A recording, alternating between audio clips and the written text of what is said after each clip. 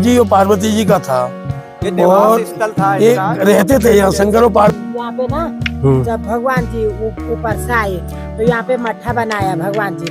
ఎట్లా మారుతాయండి ఇవి? Neelakantha base camp చూడండి. ఇందాక ఎక్సర్సైజ్ చేసి నీరసించిపోయినా.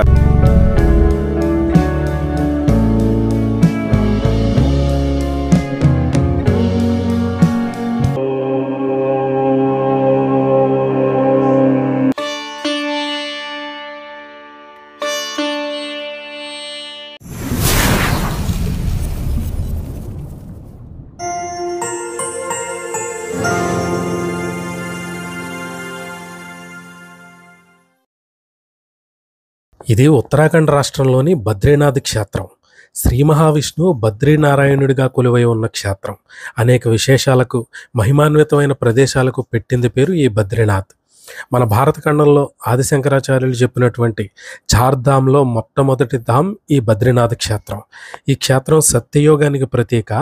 శ్రీ మహావిష్ణువు ఈ భూమి మీద మొట్టమొదటి పాదం మోపిన ప్రదేశంగా కూడా చెప్తారు. దాన్ని ఇక్కడ వాళ్ళు చరణ్ పాదుక అని అంటారు. ఈ ప్రదేశం ఈ బద్రీనాథ్ ఆలయానికి దాదాపు 3.5 కిలోమీటర్ల దూరంలో ఉంటుంది. ఈ బద్రీనాథ్ ఆలయానికి వెనుక వైపు ఉన్న ఆ 2 కొండల మధ్యలో నుంచి ఉంటుంది దారి. ఈ 2 కొండల మధ్యలో నుంచి చూస్తే తెల్లటి మంచు దుప్పటి కప్పుకున్న వెండి కొండల మెలమెలా మెరిసిపోయే నీలకంఠ పర్వతం మనకు దర్శనమిస్తుంది. ఆ నీలకంఠ పర్వతానికి వెళ్లే దారిలోనే ఈ చరణ్ పాదుక ఉంటుంది. ఈ చరణ్ పాదుకకు వెళ్ళడానికి దాదాపు 3 నుంచి 4 గంటల టైం పడుతుంది. వెళ్లే దారంతా ప్రకృతి సోయగాలతో ఆహ్లాదకరంగా స్వర్గాన్ని తలపిస్తూ ఉంటుంది.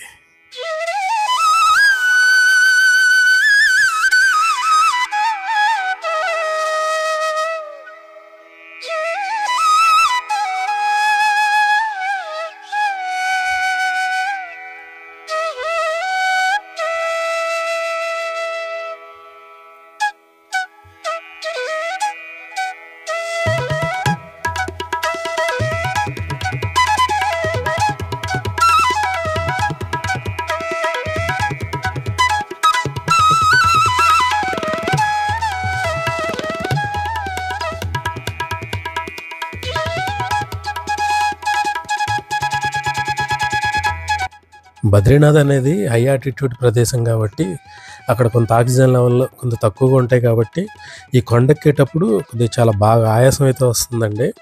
దాని మూలంగానే చాలామంది ఈ చరణ్ పాదుకకి వెళ్ళడానికి జంకుతారు.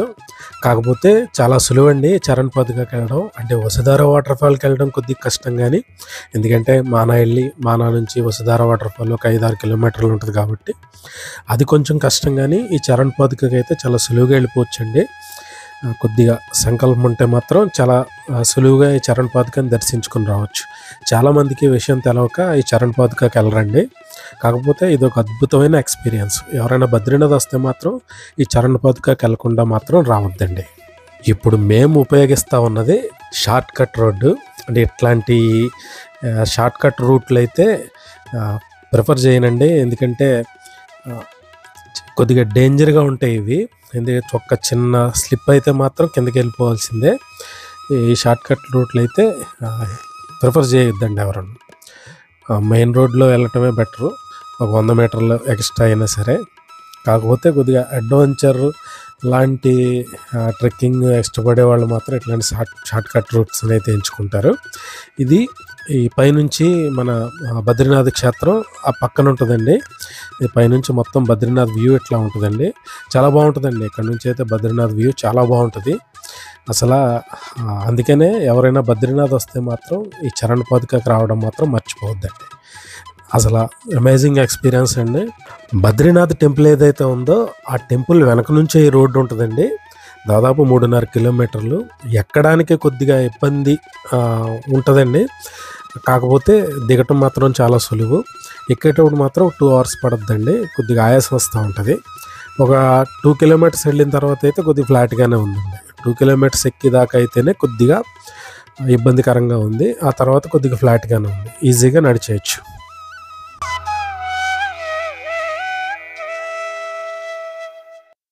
ఒక టీం కింద ఉంటే మాత్రం మధ్య మధ్యలో ఇలాంటి బ్రేకులు పిచ్చాపాటి మాట్లాడుకుని ఈజీగా అయితే వెళ్ళిపోవచ్చండి. అందుకనే ఇంత ఇదిగా చెప్తా ఉన్నాను, బద్రీనాథ్ వెళ్ళిన వాళ్ళు మాత్రం ఈ చరణ్ పాదుకకి అయితే అసలు మిస్ అవ్వద్దండి. ఈ ట్రెక్ చేయాలంటే ఎలాంటి అనుమతులు అవసరం లేదండి, ఈజీగా వెళ్ళిపోవచ్చు. ఇండివిజువల్గానే ఈజీగానే వెళ్ళిపోవచ్చు. ఒక ఇద్దరు ముగ్గురు ఉంటే మాత్రం కొద్దిగా సేఫ్టీగా ఉంటుంది.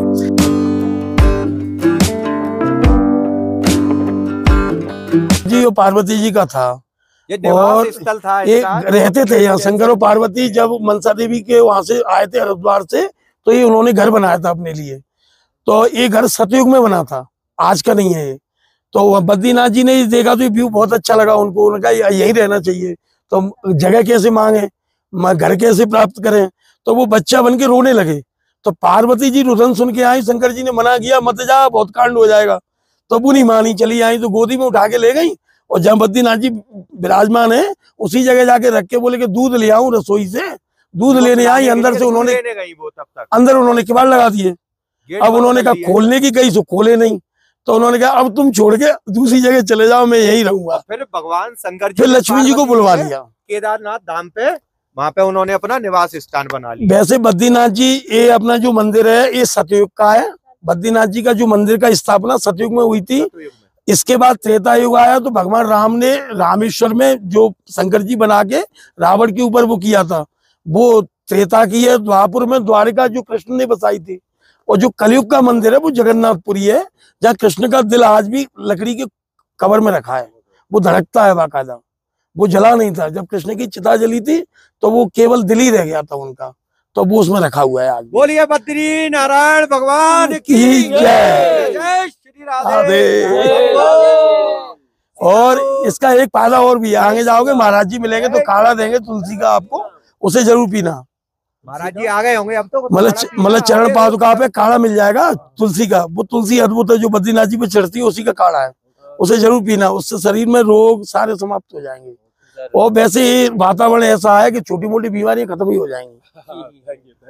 बैठना, आप एनर्जी को फील करना, आप इस थोड़ा सा भगना मत, दर्शन करके भगना मत, थोड़ी सी जगह अच्छी देख के आप देखना, शांति से अपने कुछ भी मत करना। तो मन को एकांत में ले जाना, तो ईश्वर फील होगा, महसूस कर पाओगे आप बिल्कुल करीब से ईश्वर को। अरे मैंने इस नीलकंठ ग्लेशियर का ट्रैक किया है पिछली साल। हाँ ओके।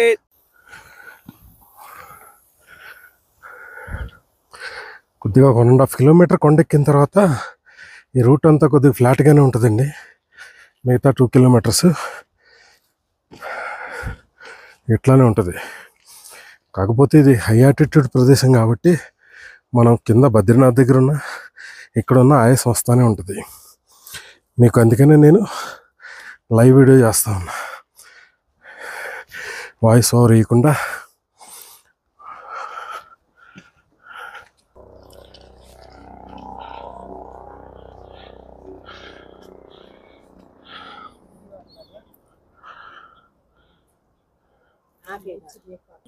जी ये क्या है?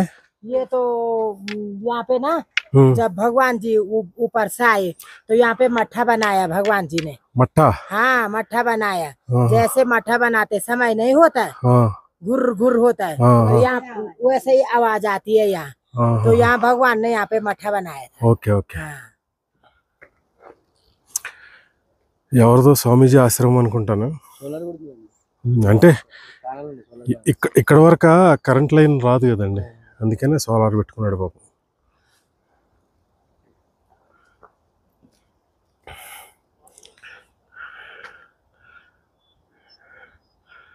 సీనరీ అయితే అదిరిపోద్దండి. ఎవరైనా సరే కంపల్సరీ రండి. కనీసం 4-5 కిలోమీటర్లు ట్రెక్కింగ్ చేసేవాళ్ళు ఎవరైనా సరే ఖచ్చితంగా వచ్చి ఈ చరణ్ పాదుకాన్ని దర్శనం చేయండి. చాలా మహిమాన్వితమైన ప్రదేశం, చాలా బ్యూటిఫుల్గా ఉంటుందండి ఇది. మొక్కను చూస్తున్నారు కదా, ఈ పూలు పౌర్ణమి రోజున ఎట్లా మారుతాయండి? ఇవి గాజు రంగులకు మారిపోతాయి అంటండి.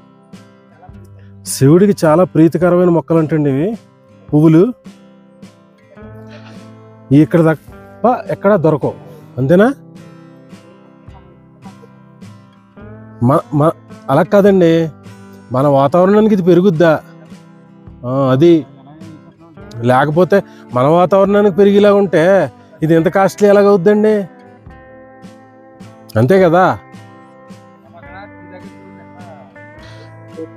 ఈ మొక్క నామం అంటే బయోలాజికల్ నామం అండి సైబీరియన్ ఐరిస్. మీరు గూగుల్ అయినా సెర్చ్ చేసుకోవచ్చు, సైబీరియన్ ఐరిస్. రానున్న రోజుల్లో ఏ పెద్ద పెద్ద ఆశ్రమాల కింద మొత్తం మారిపోతాయి, పర్యాటకులు పెరిగే కొద్ది.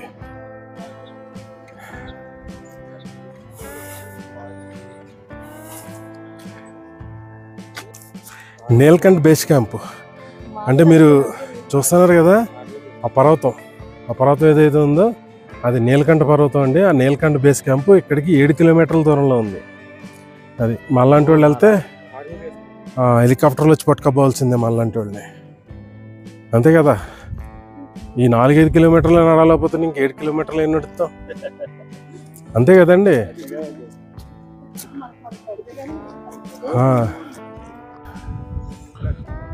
ఇదేనండి ఆ చరణ పాదుక. శ్రీ మహావిష్ణువు మొట్టమొదట ఈ భూమి మీద పాదం పెట్టిన ప్రదేశంగా చెప్తారు. ఆ పాదాలు అవేనండి. ఇక్కడ వాళ్ళు చాలా బలంగా నమ్ముతారు. ఇది చరణ పాదుకకి సంబంధించిన శిల. అయితే ఈ ప్రదేశం అంతా మనం కొద్దిగా బద్రీనాథ్ గుడి తెచ్చిన వెంటనే వస్తే మాత్రం ఈ ప్రదేశం మొత్తం మంచుతో నిండిపోయి ఉంటుందండి. ఇప్పుడు కొద్దిగా టైం ఎండ ఎక్కువ ఉంది కాబట్టి ఆ మంచు అంతా కరిగిపోయి మామూలుగా ఉంది.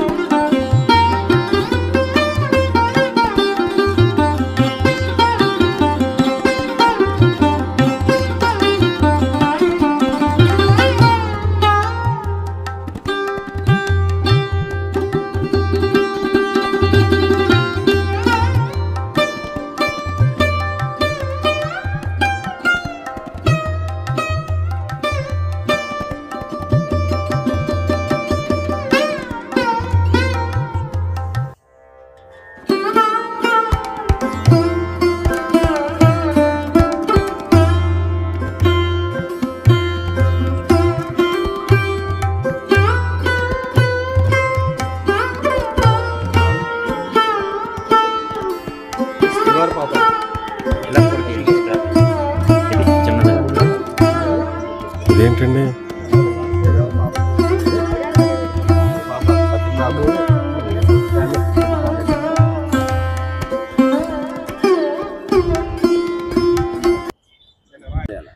జవకోరసి పుర్రిక బుద్ధని ఈయన చూడండి ఎట్లా ఎక్సర్సైజ్ చేస్తున్నాడు. ఎవడం లేకుండా మెడిటేషన్ చేసుకుంటాడు, ఈయన ఎక్సర్సైజ్ చేస్తున్నాడు చూడండి.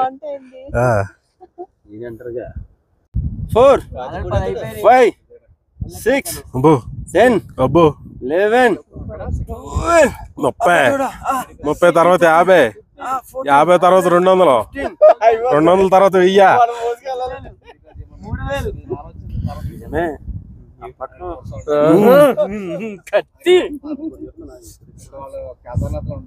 ఏమండో బోల్ట్లు లూజ్ అయిపోతే వచ్చేయండి.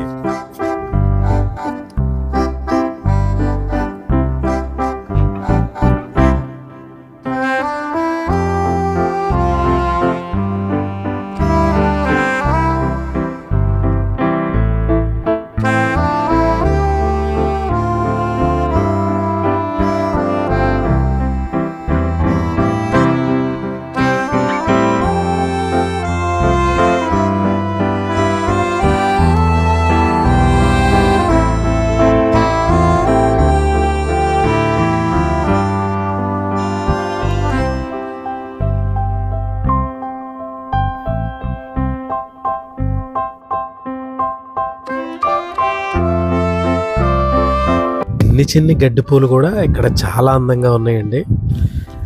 అది చూసి తీరాల్సిందే అండి. ఎట్లాంటి లొకేషన్స్ కోసమే రావాలండి మనం. ఇదంతా ఐస్, ఫ్రీజ్ అయిపోయిన ఐస్.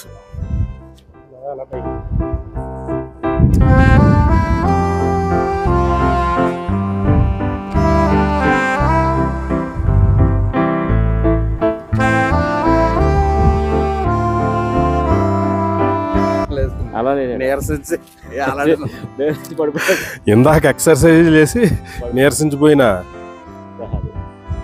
ప్రసాద్ గారు. ఏంటండి ఏ ఆసనం అండి అది? ఇక్కడ బాగుంటుందండి శవాసనం. బాగా వర్కౌట్ అవుతుంది కదా అప్పుడప్పుడు. 5 నిమిషాలకి శవాసనం అయితే బాగుంటుందండి ఇక్కడ, నిజం. కాకపోతే మామూలుగా అయితే పడుకునేస్తారండి శవాసనం, ఇక్కడ కూర్చునేస్తారు శవాసనం. ఎక్కువ వాళ్ళ పరిస్థితి అదే కదండి.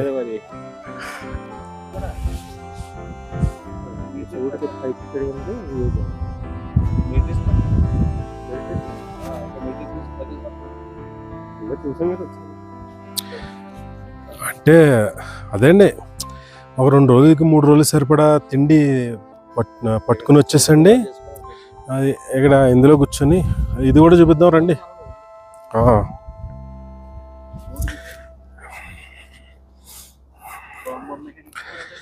ఎవరికైనా జీవితంలో బాగా ప్రాబ్లమ్స్ ఉంటాయి, ఓ 4-5 రోజులు ఇక్కడికి వచ్చి మెడిటేషన్ చేసుకుంటే మొత్తం ప్రాబ్లమ్స్ అన్నీ సాల్వ్ అయిపోతాయండి.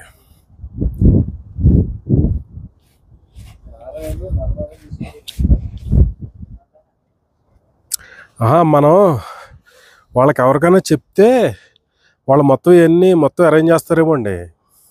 ఇదంతా బాగా ఇదైపోయింది కదా.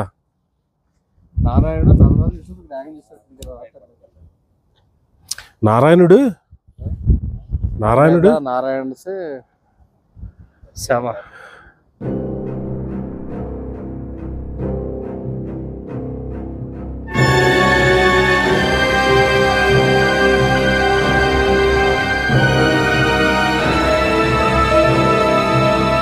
ఇదంతా కొంత మైదాన ప్రాంతం కాబట్టి ఈ ఆవులన్నీ గడ్డి ఇక్కడ తింటూ ఉన్నాయండి. మా దరిద్రం ఏంటంటే ఇక్కడ కూడా ఈ జెర్సీ ఆవులు అయిపోయినాయి. ఇవన్నీ గంట అయితే కంపల్సరీ కడతారండి ఇక్కడ, ఎందుకంటే అవి ఎక్కడ ఉన్నాయో తెలుసుకోవడానికి గంట అయితే కంపల్సరీ కడతారు.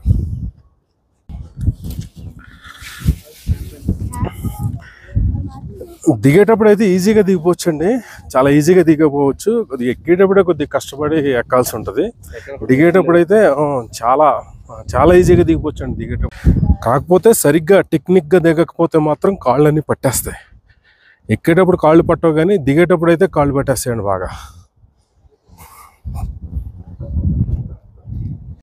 ఇది వీళ్ళ వాటర్ సిస్టమ్ అండి. ఇది మోటార్లు పంపింగ్లు ఏమి అవసరం లేకుండా ఇది వీళ్ళ వాటర్ సిస్టమ్.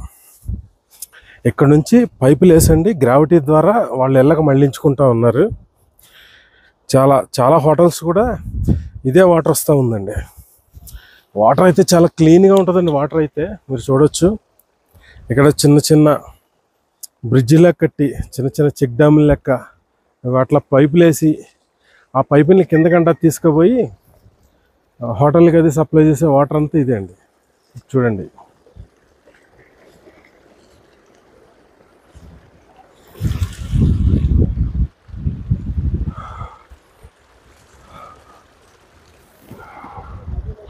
రూపాయి ఖర్చు లేకుండా పైనుంచి కిందకి వాటర్ తీసుకొచ్చేస్తూ ఉన్నారు. వాళ్ళ అవసరాలకు వినియోగించుకుంటూ ఉన్నారు.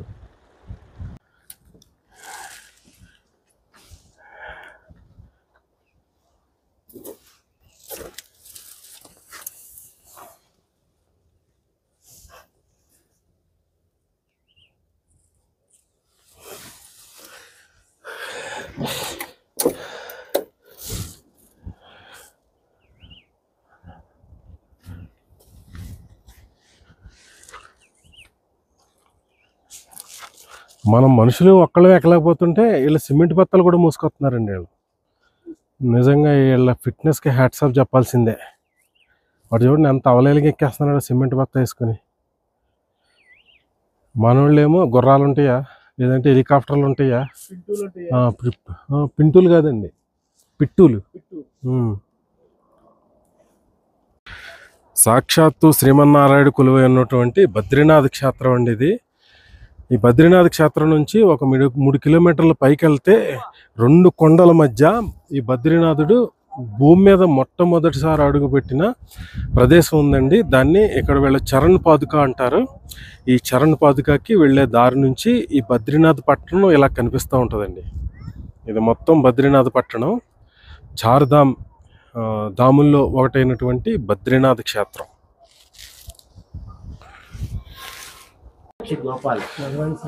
సాక్షి గోపాల్జీ ఆలయం. ఇది బద్రీనాథ్ నుండి చరణ్ పాదుకకు వెళ్ళే దారిలో ఉంటుందండి ఈ సాక్షి గోపాల్జీ ఆలయం. ఇక ఇక్కడతో బద్రీనాథ్లో పని అయితే అయిపోయిందండి. ఈ బద్రీనాథ్ సిరీస్లో ఇది 3వ వీడియో. ఎవరన్నా మిగతా 2 వీడియోలు చూడలేకపోతే లింక్ కింద డిస్క్రిప్షన్లోనే ఐ కార్డ్స్లోనే ఇస్తాను. ఇక అక్కడ నుంచి బయలుదేరి పంచప్రయాగాల్లో ఒకటైనటువంటి విష్ణుప్రయాగ్ అండి ఇది. బద్రీనాథ్ నుంచి కేదార్నాథ్ వెళ్ళే దారిలో ఉంటుంది. అంటే బద్రీనాథ్కి కొద్దిగా బద్రీనాథ్ దాటిన తర్వాత అంటే పాండికేశ్వర్ దాటిన తర్వాత ఉంటుందండి ఇది. ధౌలీగంగా అలకనంద నదుల సంగమ ప్రదేశం విష్ణుప్రయాగ్ అండి ఇది. వచ్చే వీడియోలో అయితే తుంగనాథ్ ఆలయం అండి. అది పంచకేదార్లో ఒకటైనటువంటి ప్రపంచంలోనే అత్యంత ఎత్తైన ప్రదేశంలో ఉన్నటువంటి శివుడి ఆలయం ఈ తుంగనాథ్ ఆలయం, పంచకేదార్లో ఒకటి. దాని గురించి తెలుసుకునే ప్రయత్నం చేద్దాం. Thank you all.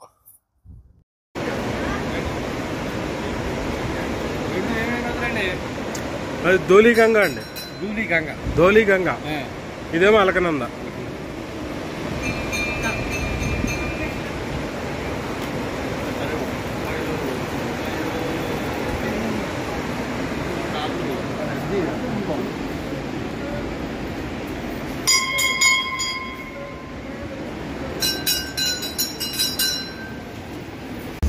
కలిసాడు మిస్ అయిందేమో. కలిసిందా అంటానా? ఎవరు మిస్ అయితే ఎవరు అక్కడికి వస్తారు.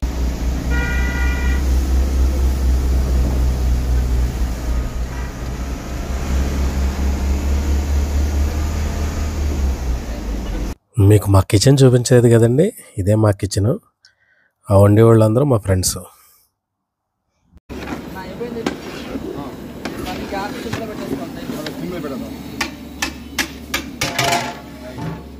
అది కూడా అన్న నీళ్ళు వంచి పెట్టుకోరా.